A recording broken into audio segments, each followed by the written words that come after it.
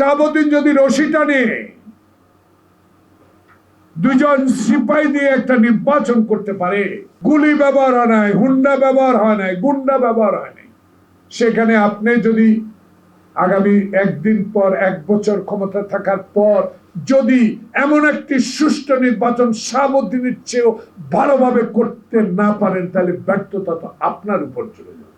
আগামী যারা বাংলাদেশে রাজনীতির জন্য প্রস্তুত হচ্ছেন, যাদেরকে নিয়ে অনেক কথা হচ্ছে, যাদের চরিত্র হনন করা হচ্ছে, যাদেরকে চাঁদাবাজ হিসাবে বলা হচ্ছে, তাদেরকে এই কথাগুলো বলা আমার প্রয়োজন। 11 সরকার আমাকে গ্রেপ্তার করা হলো আমি জুমার নামাজ আদায় করে বের হওয়ার পরে। আমি একটু বুদ্ধিমানের কাজ করেছি, আমি নিজেই গাড়ি চালিয়ে যাচ্ছিলাম, গাড়িতে উঠে আমি আর দরজা গাড়ি সব লক করে দিয়েছি, কারণ তখনকার সরকার কোন সময় কি করেন ঠিক নাই, অস্ত্র দিয়ে গাড়িতে মামলা দিতে পারেন। তাই আমার লয়ার ব্যারিস্টার খোকনকে ছাড়া আমি লক করিনি। যে মা আমার গ্রেপ্তারের কথা শুনে যে অসুস্থ হলেন, আমি 2 বছর কারাগারে ছিলাম। 2008 সালের 1 জানুয়ারি 5:40 আমি ঢাকা কারাগারে আমার মা ইন্তেকাল করল। আমি কিন্তু আমার মাকে দেখার সুযোগ তখনকার সরকার দেন। কারণ মুক্তির জন্য আমার 2টি মেয়ে ছিল না, কত অনুনয় বিনিময় করেছে। আমার বড় মেয়েটি পা পর্যন্ত ধরেছিল, তখন স্বরাষ্ট্র সচিব চট্টগ্রামের ভদ্রলোক। শাহজাহান সিরাজের কথা আমার মনে হলো মাকে যখন দেখতে দেওয়া। আমাকে বলেছে রাজনীতির ক্ষেত্রে জীবন অনেক কিছু হারাবা, যদি টিকে থাকতে সব ভুলে যেতে হবে। শেখ মুজিবুর রহমানকে তখন এই শাহজাহান সিরাজের সামনে একটা তবে বলেছিলাম, ঘুরে এসেছেন, যুদ্ধ দেখেন নাই। 71-এর কালো রাতে আপনি পাকিস্তানি বাহিনীর গুলির দৃশ্য দেখেন নাই। আপনি কিন্তু আমাদের বুদ্ধিজীবী যাদেরকে ধরে নিয়ে গেছে তাদের পরিবারের কান্নাও দেখেন। কিন্তু আপনি আজকে রাষ্ট্রপতির প্রধান মন্ত্রী এবং জাতির পিতা, আপনার উচিত ছিল এই দেশে এসে সকল গুণীজনকে নিয়ে কথা বলা, যারা যুদ্ধ দেখেছে,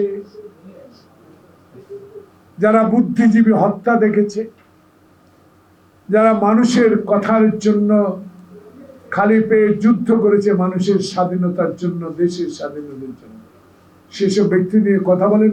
বুদ্ধিজীবী, বুদ্ধিমান, শিক্ষিত লোককে প্রধানমন্ত্রী করে আপনি একটা লাঠি হাতে 32 নম্বর বাড়িতে বসে থাকবেন। সেদিন তোয়াক্কা না করে 1973 সালে আমি ছাত্র নেতা হিসেবে একটা নমিনেশন চেয়েছিলাম, সেটাও আমাকে দেয়।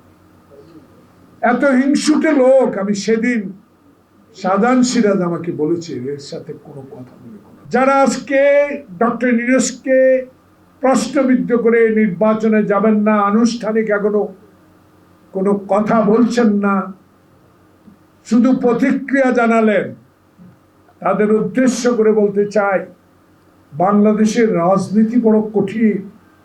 বাংলাদেশের সৎ ব্যক্তির রাজনীতি প্রচলন করেছেন শহীদ প্রেসিডেন্ট জিয়াউর রহমান। লটারির মাধ্যমে এসপি আর ওসি বদলাবে। আমার প্রশ্ন আজকে ক্রাইম রিপোর্টার্স থেকে 11 মাসে 12 মাসে যারা আওয়ামী এসপি, যারা 14, 18, 24-এর নির্বাচনের সাথে সম্পৃক্ত ছিল, তারাও কারো না কারা এখনো পুলিশের কর্মকর্তা,